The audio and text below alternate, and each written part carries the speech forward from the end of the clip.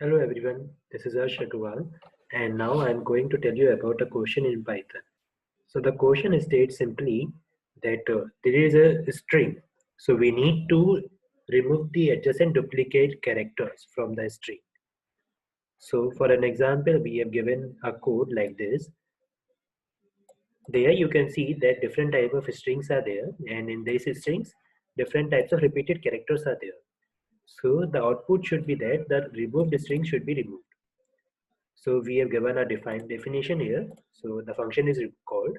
The function name is remove_util, and if the length of the string is equals to 0, or if the length of a string is double equals to 1, then we need to return the string.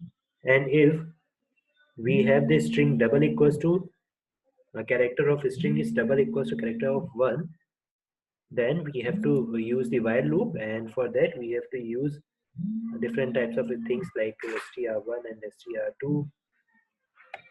So we have to return the remove string util, and then we have remove string. We will use the if statement multiple times for the different type of uses.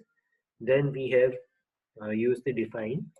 We have called the definition function many a times, and then we just call the string.